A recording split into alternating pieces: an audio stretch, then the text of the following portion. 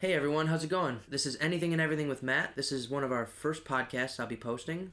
One of many. This is January 1st, 2018, so it's a good start to the new year. Hope everyone else is living up to their New Year's resolutions as well. This podcast is about anything and everything, so we don't really have a specific topic unless we have a specific expert on or someone who wants to talk about something in specific. Other than that, we're just going to let the conversation roll naturally, and hopefully it'll be entertaining to some of you folks. Thank you all for listening, and hope you enjoy. Anything with Matt. I'm here today with my buddy Comron. Yeah. How's it going, man? Doing good, man. How about you? Thanks Good. for having me. I enjoy talking with you no matter Yeah. what the situation is. Of course, dude. Long time. It's been a very, very long time. Yeah, we don't get to see each other enough for how much we just hop right back on. Yeah. You know, every time we speak, we always just jump right back into place. And We briefly, I remember you'd hit me up and stop by randomly at my house and say hello to my mom. We and should hang out more. Yeah. Now that you're back for a little bit, we'll take advantage. Yeah, man. Every time I am, I'm sorry. Whenever if I'm not responding, it's not because I'm ghosting. It's I got a zillion things to do while I'm home, and I'm the same way. everybody wants a piece of me when I'm home, to do something, whether Especially it's my parents or whatever. Like tonight, I cooked them dinner. Yeah. So it's and then you're like, hey, can you come over? I'm like, fuck, well, I don't think Matt think I'm ditching him or trying to dodge him, so I'll just go right after dinner. Yeah. Yeah, you've got to be busy after you've been gone for so long, Yeah, I've been only home 22 of the last 148 days. So. Jesus Lord. The longest I've been away was a week. Oh, man, I don't even count that as a tour or anything. A week? That's maybe a 10-day vacation at most. It takes about 2 weeks to get my feet wet. Wow, that's crazy. Yeah, I've never even been away that long from home. Yeah, it's weird. It's weird. It's got to be. Yep. Let's see, back in, I believe you were in 8th grade, and I was in 6th grade when I heard you guys created a band in high school. You guys were one of the only bands back in high school. I think there was another one, or I think that was a thing, though, back then. Yeah, there was a lot more back then, and I think it's just because the technological world now, kids just make, music easily. They're not really into making a band, going out and playing shows, because everything's done so And that music was way more in back then as well. Yeah, it definitely was. Rock and roll has plummeted a little bit, but I think that's also because people aren't genuine about it anymore. I agree. I think people aren't genuine about a lot of the things they do. A lot of people want to live the rock star lifestyle rather than putting in the work that it becomes to become a rock star.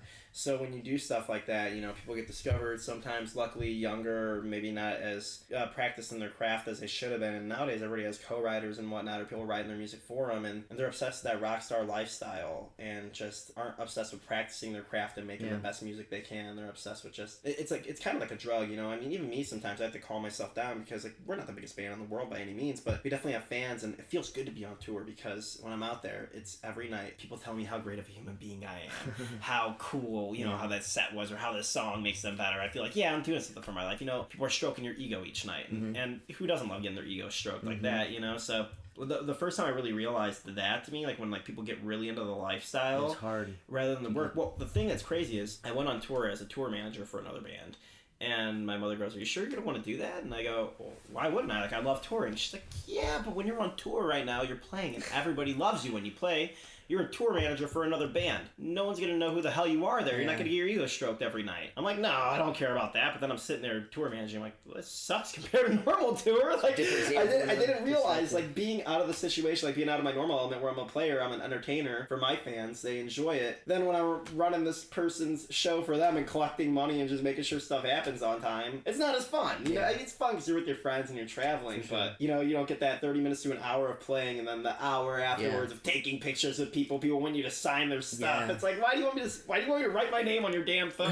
That's gotta why be do you want me to write my name on your phone? To me, I signed the screen. I've signed the back of it always. I think it's so weird. I've signed so much odd stuff. How about body parts? How many body parts? I refuse to do anything sexual. Really? You never signed a tit? A top of a tit? Nope, I never have done it. Good man. Yeah, well, I try to go ahead and think, that's not what rock and roll's about. People think rock and roll's about sex and drugs. To me, rock and roll's about the message of changing the world and changing something that's fucked up right now. And that's what it is. And to me, doing stuff like that's an old cliche that some idiot like Motley Crue started or something, and I'm just not into that. I'm not into spreading that message. My message is the message to make a change. And you guys do have very powerful lyrics. Your guys' lyrics stand out from any other shit, and that's the only rap music I'd ever even listen to are the ones where the lyrics stand out. Yeah. And that's truly an artist, you know what I'm saying? Yeah. Compared to the dude who's singing the Gucci Gang song, 80% of the song is that's just the same songs word. in general today. So what's weird with music and what's cool at the same time is how you were just saying a minute ago, that style of music was more popular back then. We're in a very similar form to the the 80s. I know, none of us were alive in the 80s, but I'm very well knowledge in music. And when you hear music, rock and roll was still very prominent back then. But it was bands like Motley Crue putting out like songs like "Ain't Nothing But a Good Time." It's about partying. And that's what a lot of that music was about. And same thing with right now. But then what happened was there was this artist named Nirvana that came through and made rock and roll back to being about the everything, the melodies of the song, the greatness of the song, the angst that you could feel, the change that wanted to happen, these lyrics. And then came through the 90s and the 2000s where all these great bands that a lot of people loved. And eventually the party anthems come back now, you know what I mean? It's like, I got bad bitches, that's my fucking problem. You know what I mean? Like, you like bad bitches, that's your problem. Like, that's really something your problem. Like, you know what I mean? Like, I got 99 problems, but a bitch ain't one. Like, things like that. It's completely, and I think we see how it reflects how we act with society. Well, because it's the thing. When people listen to those music, what I think, and I feel really bad about right now, is because you think about people, like, in our parents' age, like, when they think about those anthemic songs throughout their high school years or something, maybe it's like "We're the Champions" by Queen. Or maybe, it's a great, beautiful, like, song by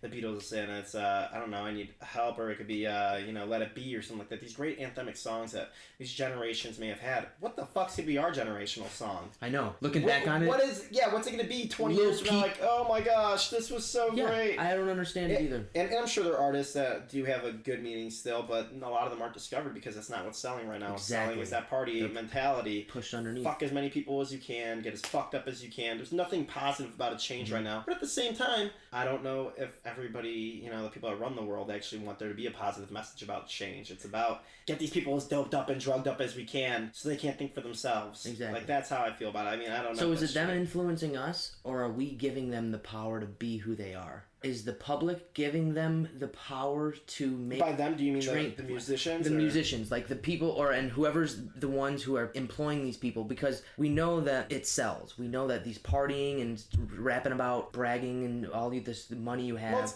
it's all genres in general, like... Even like Taylor Swift, like I love Taylor Swift, she's one of my favorite artists, but I hate the 1989 album because, like, there's songs like "Shake It Off," which isn't a positive song. It's about her going out being a hoe and just shaking it off when anybody tells her she has a problem. She's like, I go on too many dates. I'll just shake it off. Like, what? Like, that's the message that's out here? It's not rap. It's not just... And even rock and roll, like, they do it too. Like, the bands out there, like, when I grew up, the favorite... The songs that I catch myself listening back to are, like, 3 Days Grace, Theory of a Dead Man, some of those, like, good, like, some of them, like, sing about, like, fucking breakups and fucking... Emotional songs. Yeah, dude. They have, like, meaning behind this song. Yeah, instead of it being, like, even, like, Buck Cherry's one of the bands, like, when, like, they got really popular, they had a song and it was like, she's a crazy bitch, but she fucks so good, I'm on top of it when I dream of doing you all night. Like, what? Like, that. These are the lyrics that we're trying to inspire people. Like, I want to open our next record, because our next record is a lot more controversial and a lot more real meaning things and a lot more to heart than anything we've ever done. Really? And like, the first song is this anti-racism song called "Off to the Races," and it's about, like, getting rid of racism if we can, and, like, all these things. Like, it has some really crazy lyrics in there. It says, like, if I had my way, I'd cut the throats of the lawless sheep that live in blind supremacy. Like, stuff like that, where it's, like, really, like, it's really detailed. Like, if I ever had my way, like, you have to, like, like, it's a poem. It's a lyrical poem. Like, I'm trying to think of the bridge, and it says something like, I'd sever your tongue if I ever had a chance to try. And, like, certain things like that. It's kind of like when NWA made "Fuck the Police," except in a more, I guess, politically correct way and a bit more poetic than that. Which, I mean, I feel like that's gonna blow up. I hope so, but, like, at the beginning of the album, I already told everybody I want to open it up with just, like, a whisper, like, if you had a chance to be heard, what would you say? And then it kicks right into that song. Because that's the thing to me, if you have an opportunity to be heard, I'm not going to blow up bullshit smoke up people's asses. I want to have people hear something, and I want them to learn from it. Yeah. I don't want to just tell them. I want them to learn. At least what I believe my views are right, and I think they're right, or maybe not even right. I could always learn. But what I think are good and spreading good throughout the world. I agree. I don't want to spread evil. That's one of the reasons why I want to start this podcast. Is because of that, like, I truly believe that the world needs more people thinking positive and thinking for a better future. It's really cool, though, that you guys are... Dude, I like that one song you guys made about heroin addiction, The Cure. Yeah, Broken Road. Like, to me, like, Justin didn't even want to put that song on the record at first, and I had told him, like, are you kidding me, dude? Like, this song has such cool lyrical content. And he goes, no, it doesn't. And he wrote it subconsciously. Like, at this point, when Justin wrote that song, he had never tried a drug in his life, and he wrote it watching Drugs, Inc.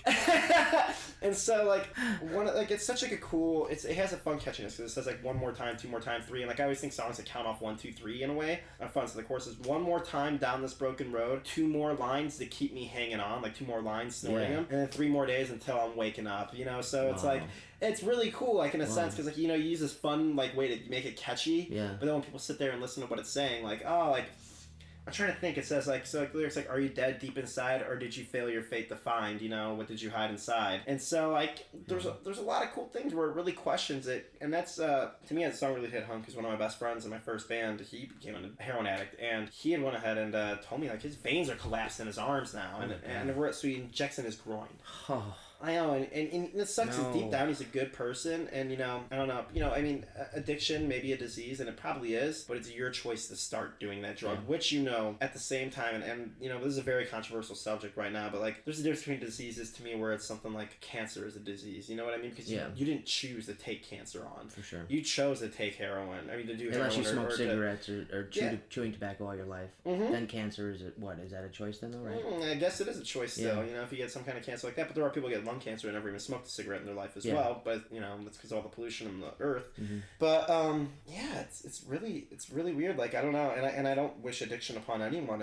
It's very sad, and I've had so many friends die to it, but it's crazy to me people even take these chances. Like, I remember my point with my best friend in that band when we kind of split ways, and it was one time when he told me, I remember I was sitting inside writing some song, and I asked him to come write with me, and he was sitting there, he's like, "Oh, let's go do this." It was like some kind of party, and he was first dabbling in weed. I'm like, I don't count weed as a drug. I mean, like, weed is it can be, any extreme, any too much of anything, you'll go ahead and be a drug. Coffee's a drug, yeah. Well, I mean, there are some stoners that are completely fully functional, but then there's some that are just lazy. And so I guess it all just depends on which person you end up being. Every drug handles everyone different. Everybody handles every drug differently. Yeah. And I remember he went off to the party to go mess around and dabble in some drugs, and he goes, "I don't want to just sit inside my room and write songs all day. I want to be cool, like have popular, like have a life or something." I'm like, I don't give a shit about right now. I give a shit about the future. That's what I always said. Now he's like a horrible heroin addict, but he has a beautiful story that he tells within that, and within the music video at the intro, he tells the whole story about how he goes ahead and has robbed women at gunpoint and stuff like that. I mean, $5, sometimes nothing at all, he says in there, and he says like, you couldn't leave this room right now because I would steal this camera right from you. And it's like, that's so sad, but he's such a good human deep down, and it's like you get trapped into these things. Yeah. And I know he wants to get better, but at the end of the day, it's hard, like they say, that's where the disease factor comes in, because, it's an insane thing to quit, but you get the disease by choice in a sense. Yeah. I hate even saying that my dad was a heroin addict and he died from that, because it automatically puts a fucked up image in your head of who he was. And like, but I'm sure your dad is looking great deep down, man. Yeah, like, and before that took over, that's what I'm like. What you were saying, your mom is such an amazing human being. I love your mother to death. I haven't seen her in years, and I can't imagine your mom ever being with anyone who's gonna go ahead and I don't think anybody. I don't know. I mean, I've never done it. To me, the drugs, like in certain drug aspects, have never even came across my mind. Like, yeah, I'm gonna do this tonight. Like, and I don't know if that's how it ever goes for anyone, but.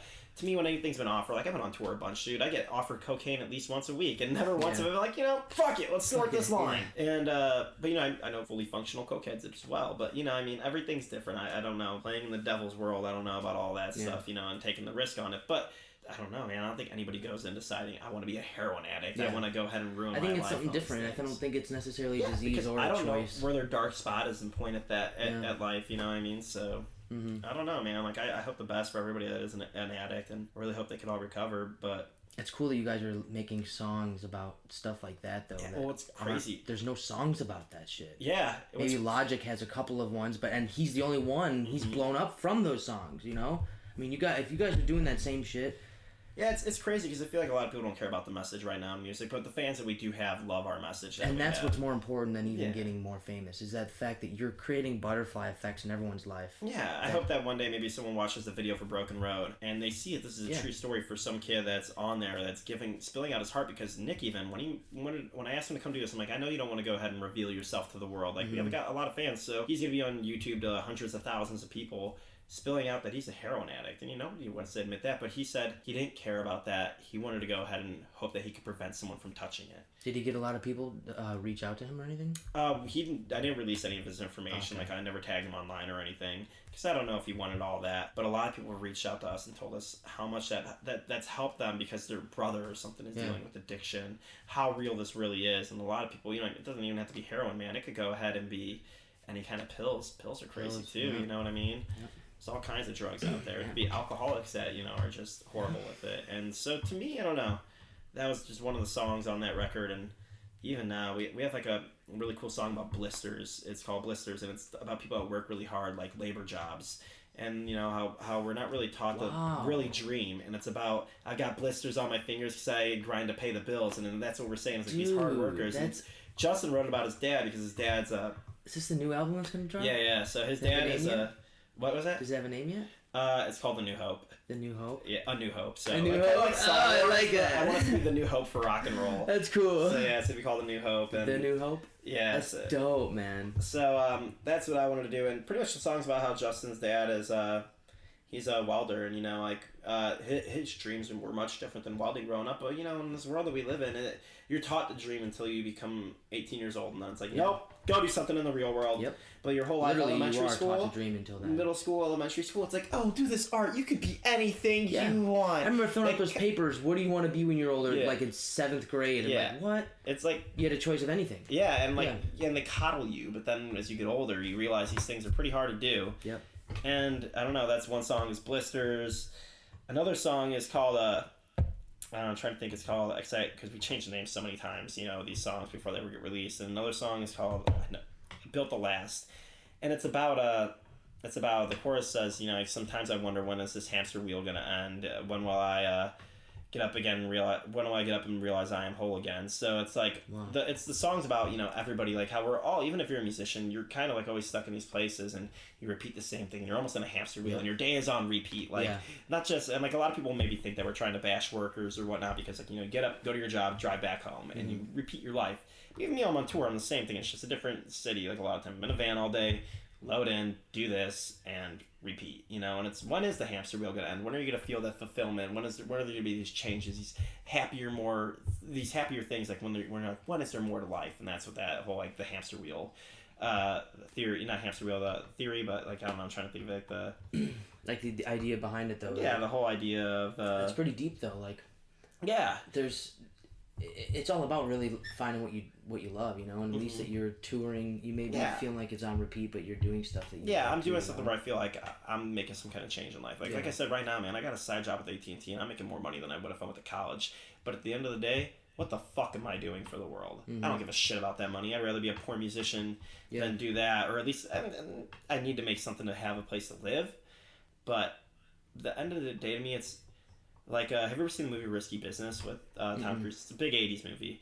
And everybody, they're in their senior year, and they're all talking. And they're like, oh, this guy makes X amount of money a year. This person makes X amount of money a year for this occupation. And Tom Cruise stops at everybody. And this is how I've always felt. And it was so cool that I saw this in this movie recently. He says, does anybody give a damn about making a difference? Or do all they care about is making money? And the friends go, I want to make money. And like, that's crazy to me. That's the aspect of life. It's like, that is a lot of people, though. Like, that's nuts to me. Like, I've always wanted to say, if I'm not a musician, I want to be like a teacher. Because I want to be a teacher that gives a damn about teaching a kid more than a fucking packet or more than the worksheet. I want to teach kids outside the curriculum, and I want to make a difference. I don't care if I'm making $40,000 a year only doing that, and that's what I'm capped at forever. Like, I'm here for my life only, and life can be tough for a lot of people, and it's tough for everyone. No matter where you're at, no matter how rich you are, how in love you are, life is tough.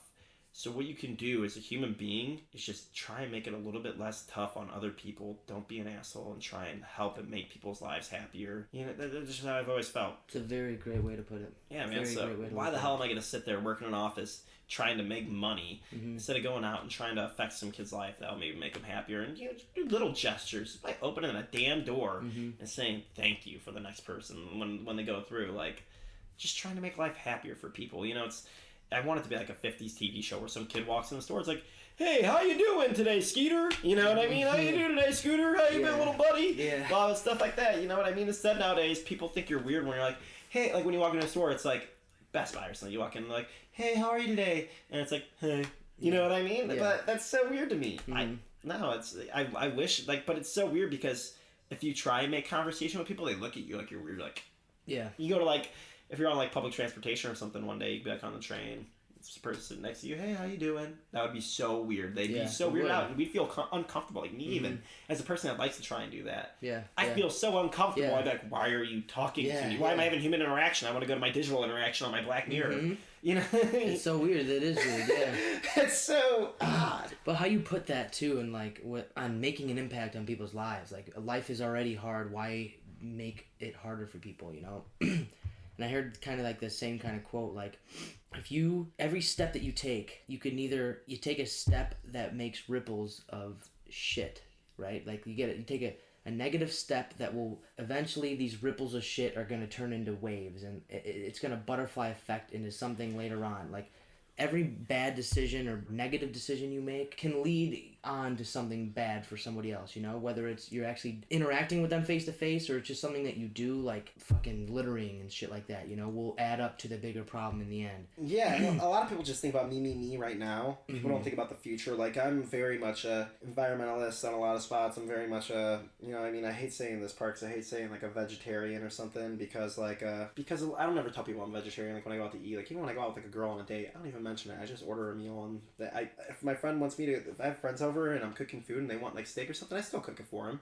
That's them, you know, that's what they want to live their life. I don't want to push things on other people. But, you know, I'm very much about, you know, what's going to affect the world all these years later.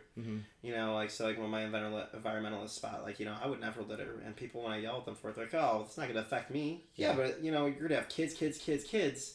And even though they're not here, I don't want them to live a shitty life. Why would I want them to do that? You know what I mean? Like, why would I want to put more, like, back to my thing. Life's tough for everybody. Why make it any more, you know, tough on anyone else? Yeah. Why? What is the point of that? Yeah, like it's important to make, you know, positive ripples, you know, for sure. Yeah. So, okay, so we haven't talked about, I guess you haven't said the name of your band yet.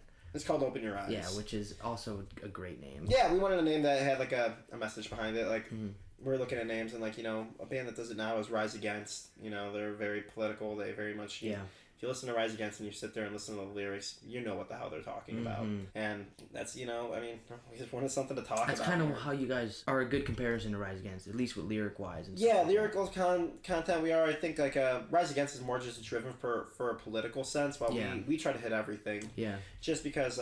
you guys have the whole spectrum of shit. Yeah, I mean, I don't know. Everybody, there's 4 people in the band. Everybody lives a different life. Everything's different. So why not try and grab everybody else's, like... I don't know, man. So many things. I could go on forever about the horrible things I think there are in the world, but that's another thing, too. I try to not spend all the time thinking about all the horrible things, while I try to go ahead and think about the beautiful things that we always take for granted. Kind of like... So you're an optimist or pessimist? I don't know, man. It probably just depends on the day. Some days, you know, as a human, you get down no matter what. You're just not in the mood for life. But then, you know, some days I go ahead and I see a sunset and I'm like, man, this is insane. Like, what did I do to deserve this? Look how beautiful this world is. Like, and then sometimes I'll sit there and be like, look at the chances of life, dude. Like, that's so crazy. You get those weird, overwhelming feelings sometimes, like, how am I here? Yeah, well, I mean, I think that's, you know, such a beautiful thing to think about is, so, as far as we know right now, I know we don't know 100%, but we're pretty confident within our solar system, there's no other life forms as far as we know. So, you know, whatever, there could be. You know, I'm not denying it by any means, but as far as we know, there isn't. So think about this right now. What are the odds of life happening even? As of right now, we don't know if there's any other, not even just in our solar system, in the entire space, we don't know, if the, you know, entire universe of life, if there's any other life forms. I believe there is somewhere, granted, even though I'm pretty sure they found microbial life. Oh, I mean, that's still life. I don't care what anyone says. Like, I think everything's living a life. But, you know, what are the odds that you go ahead and end up here? Like, how many times, and, like, you know, not trying to be vulgar, but how many times have you jerked off? How many times has a load been shot into anything else other than a pussy? And then on top of that, how many loads have you shot? How many sperm cells? There's millions of sperm cells in one load. And what are the odds of you're the one that comes out? That is fucking crazy. It's, okay, what you're describing, it's so weird because I remember having those same exact thoughts. And I don't know if this was me becoming, like, a self-aware being from when I was just more of like a little kid as like a drone, but I remember specifically, like, you know, when you can remember times you thought or smelt a smell and you can remember the specific area. Yeah, of course. Yeah, you remember those times. This is a memory I've always remembered since I was a child. I remember I was in Disney World and I remember contemplating. I was in like one of those deep epiphany thoughts, like, that you lose after like 5 seconds. After you realize you're in one, you lose it. But I remember thinking, like, what are the odds of me being here and being this person and being born to these parents and being at Disney World and being in this body? It just really, really made me feel very tiny, like, and a part of something so much bigger, like, and random, like just like, it made me feel grateful, and I really I remember doing that at a young age. Fun fact I want to sidetrack to. A lot of people always like thought our sperm shirt was cool, but that's what it was about. So it was a sperm breaking through, and you're that one. That's what that song we had back in the day. Lucky 713. We just named the. You guys have been that deep for that long? Yeah. So like that song is called Lucky 713. That song is called. And so we fictionally made up the number that the sperm cell that got chosen to live the life was 713. Wow. And so that's what that was, the 713 breaks out, the sperm cell breaking through. And in there they have a cool line that says, we're talking about life, and it says, consider it a favor, not a flavor, and get over yourself. You know, to have the opportunity to even live life. And that's, you know, I've stood on that for a long time. It's like... Where did you hear that quote? Did you come up with that? No, Justin wrote that one. Wow. You know, it says, consider it a favor, not a flavor, and get over yourself. That's the lyrics in the song Lucky 713 that shirt was all about. So it's on the Breed CD, so yeah. And the thing is, to me, like, some days I get down about life, but if you think about it, dude, you won the lottery by being here, man. Mm-hmm. You won the lottery. You were living. You were on Earth. And as tough as things get, it's better than to never have even gotten it at all. Yeah. No matter what, no matter how down you get. I always think about that. No matter what kind of situation you were born into. Like, I mean, when people say, like, nowadays, like, oh, I'm depressed, I'm a depressed human being, you know, or, you know, depression's such a big thing now, and everybody talks about it, but that's just being human, man. We get depressed. Yeah. Like, there's times I'm down in the dumps, like, to be 100% honest, where I'm like, fuck this, I don't want to live. I want to die. You know what I mean? And I think that.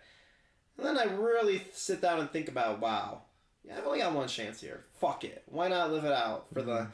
you know, 70, 80, 90, hopefully 150, 200 years. Yeah. You know what I mean? So, I don't ever want to leave Earth. Like, I come to an appreciation with it now, no matter how hard things get. I don't ever want to leave. No? I don't want to die. Even if there is an afterlife, I don't even want to leave. I want to stay here. Really? Dude. I want to stay. I want to, like, try and be the protector of Earth and, like, try and motivate people. So, if you had a chance of being immortal, you'd take it and never die? Immortal and never die? Yeah. I'd never die. If I could go ahead and still be healthy, like move around. Yeah, and you would never, like, you would agree, like, if it was like a curse, like, you couldn't undo it. You couldn't undo it. You couldn't kill yourself. I'll totally take it. But I'm saying, like, you couldn't back out. You couldn't kill yourself. You'd always, like, come back. So you would not ever want to pass on and see what's on after the afterlife. You're crazy. No, man. Wow. You're just not curious? You don't... I'm curious, but there's also the chance of nothing. For sure. And so I don't want to fucking experience nothing. I'll take the deal. It's kind of like when, like, you win the lottery and it's like, we can give you this lump sum right now, or you could take X amount for however many months a year. You know, I mean, for however many dollars per month per year until it comes, you know, fully. You get more that way, I feel like, or you can take the lump sum, I think, and it's a little bit less.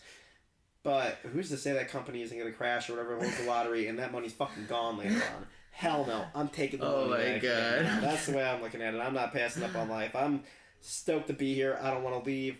Fellow humans, I know things could be shitty, but, you know. Wow. So you're going to be the first one on the waiting list to get a robot body. Hell yeah! Transfer that consciousness. Yep. Wow. Take me here, buddy. Wow. That's, I don't know. Weird stuff, man. There's a lot of cool thoughts about life. That's why I like talking with this stuff. I enjoy this kind of stuff because, I don't know, people don't really talk about it. Mm-mm. But I feel like everyone thinks it. Everyone thinks it. Like I said, we're all human. It's kind of like depression. We don't get depressed. Yeah. We're human. It's also, everyone in the back of their mind thinks, where the fuck did I come from? Or why am I here? Or where am I going? Or like, I mean, there may be people that don't think it for whatever reason. I feel like those are the people that are kind of like... really drones. Like, they're droneless, mindless. And I don't even know if it's their fault that they're droneless or mindless, because it could be whoever they're raised around. Completely. Like, you know, I mean, it could be your environment that you're part of. You know, I can't blame people for anything they become. Like, like I said, I mean, your parents do something, you're more than likely going to fall into that lifestyle that your parents did, because that's how you're raised. That's what you see. This is what you think is right. Like, going back to the talk to my mother about don't let my brains go south. Yeah. So, I don't know. I can't really blame anyone if they end up becoming a drone. I mean, you do have the opportunities, but, you know, to break out of that, I don't know, man. Life is weird. But I think it's also important to do what we're doing and talking and having these conversations. It's important to talk about everything. That's what, if there is hope for any of those people that we're talking about. Yeah, like, if you're depressed, like the best thing to do is talk to a real friend that gets you. And that will listen to your depression. Like, any of my friends ever, dude, if they have any problem, I'm always down to talk. You know what I mean? I'm never like, oh, I'm sick of this shit. Just get over it. Yeah, yeah. The only time I'm sick of that is when one of my friends keep breaking up with their girlfriends and then keep getting back together with them. What do I do? I really like her this time. I've changed. Shut the fuck up, dude. I'll fall for it the first 7 times, but after 7, I'm done. Oh my god. Yeah, that is honestly the only situation where it gets really annoying.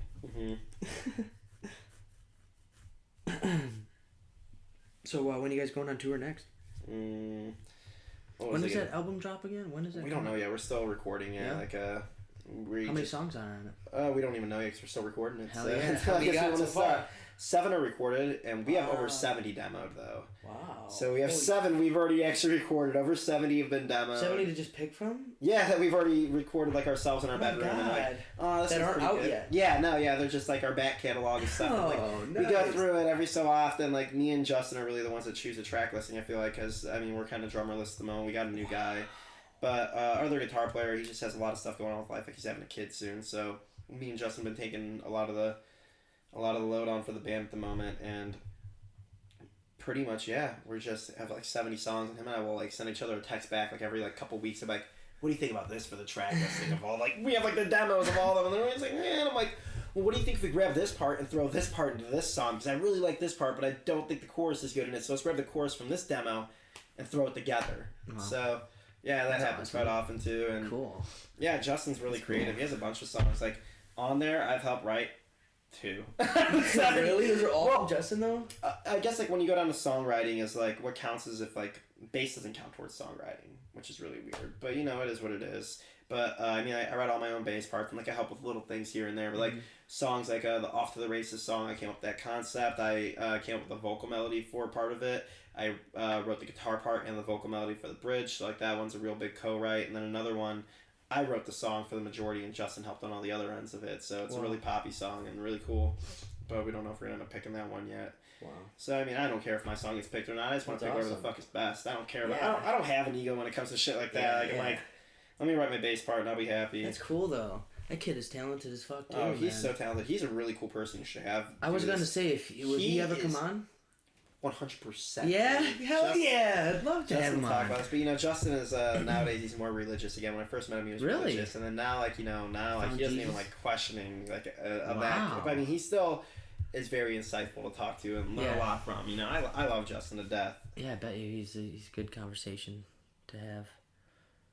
We definitely got to plan something for sure. Oh yeah, Justin's awesome. Ryan, everybody in the band is really I see him cool playing everywhere. Yeah, that's what Justin does. He doesn't have a regular job. He's just I figured he must make good money, huh? Hell yeah! I can't imagine. He makes $100 an hour doing that shit. Wow, that guy is. He works 3 days a week. Wow. And makes enough money to pay for all of his living and everything and more. Wow. So. Yeah, and he just, for those of you who don't know, he our friend Justin goes around to local.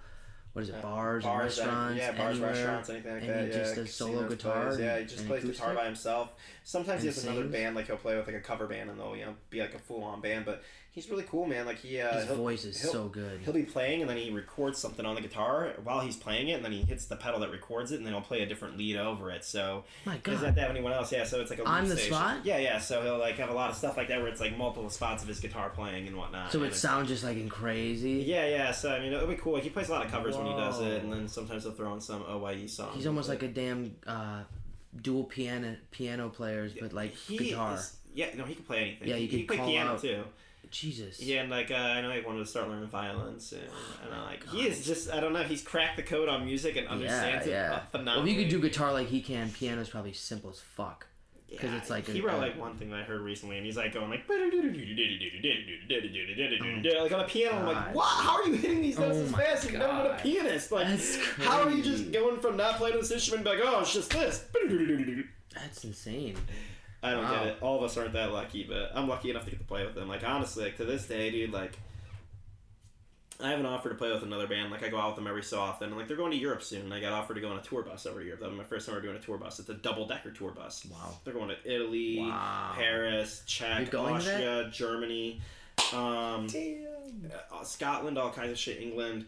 It's like 9 or 10 countries. And I really want to do it, but to me, it's kind of like, I want to do it with Justin if I go for my first time. Like, my first time on a tour bus, first time in, overseas. Like, I've done Mexico, Canada, and the 48 of the states, so I don't know. It's like me and him made a pact. Save your overseas card for Justin. That's nothing. And a tour bus card. You know what I mean? Yeah. It's like, I've wanted it to be like something we really deserve together. Yeah, It's like, all right, dude, we did this. We deserved a bus. We got it. You guys have been together for so 10 years long, now. I've been man. playing with Justin. So long. And to me, I think I'm really lucky because to me, dude, he's the best songwriter that's fucking walked the earth in my eyes, dude. Like, I love his music. Any song, even his songs that we don't end up picking for the record, I still think they're amazing. I love all of them. I listen to them all the time. Like, I'll go back on demos from when we were like 14 years old. Oh, I love listening to the Breed.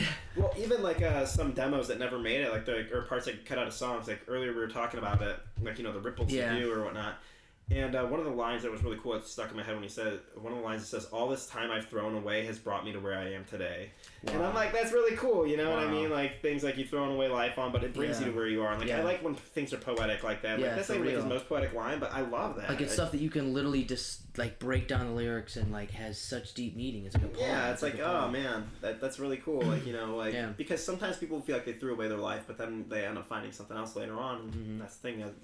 All this time I've thrown away has brought me to where I am today. Like, I wouldn't have gotten to this point. I wouldn't have met this person if it wasn't for those paths that I chose. It's really awesome just to see that you guys are still together and like have you're like the heart of the band, you know. You have, I feel like you guys had close calls before where the band was you've lost the drummers all the time.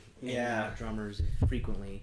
Yeah, and then Ryan's the only person, or the guitar always player that's been with us. He's been playing with us since 2013 probably, so 4 years or so now, maybe a little bit longer. And yeah, Ryan's been a trooper. Surprised he lasted this long with us because nobody else ever does. But yeah, I don't know. How come the drummers always go? I don't know. Is it a hard spot to fill? Hard shoe to fill? I think, you know, partially like the last drummer we fired that we had, she just wasn't putting in enough effort, so we had to fire her and move on and get someone else. And then drummer before that was a kid we had filling in, and like we were kind of testing the waters with him just because it's like, I don't know if this is really gonna be the right thing, so we didn't end up putting him in the band fully.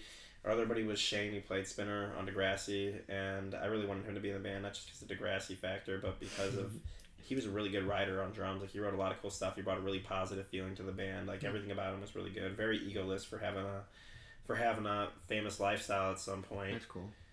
And then you got, I think before that, Christian, our old drummer. Like, I don't know, tons of people like Christian didn't like certain things. He didn't want to go like the label route and all stuff. He didn't want to try and get signed and whatnot. I think at first he did, and then he hated the idea that you have to like bend a little bit. You can't just do exactly what you want at all times. Like, sometimes, you know, labels suggest like, oh, maybe you guys should wear this. Yeah, as long as I don't look like I'm fucking... Really?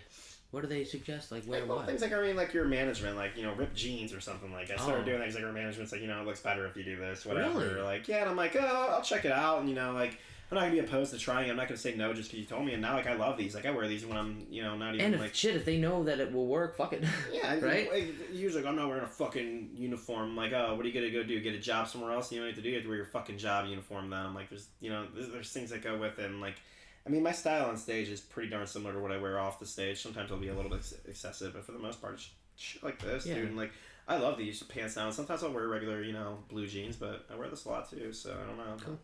It's cool. Like, sometimes I like to have an edgier look. Sometimes I like to look normal, you know, but certain things like that, little things where, like, if, like, when you're working with a producer, like, you have to cut this part of the song. And, you know, it's like, well, you know, you probably make sense and I have an emotional attachment, but I'm not going to let my ego get in the way of it. But honestly, dude, I'm tired. I'm going to have to crash out at things soon. All right, so I guess we'll wrap it up then. Yeah, dude, I had a bunch of fun, man. Yeah, thanks for coming. Things we got to talk about, things I don't know, you and I both see eye to eye on, so it's always fun. Like I said at the beginning, we just hop right back on track every time. Dude, like, no time stopped ever. Yeah, so. I'm really glad you came. Hopefully we can get some more going. Oh, yeah, 100% we will. We'll have to get Justin on, too. Yeah, we'll get some other people and make it more interesting. Cool. I'd love to come on here as often as possible. Cool, man. Definitely. You're welcome anytime you want. Thank you, Matt. All right, well, thanks for listening, everybody. You can subscribe to my Twitter. We got a Facebook. It's www.facebook.com/anythingandeverythingwithmatt. And yes, it's one long-ass word. So follow us on Facebook, Twitter, all that social media garbage. And thank you very much. See you next time. Yeah. With Matt.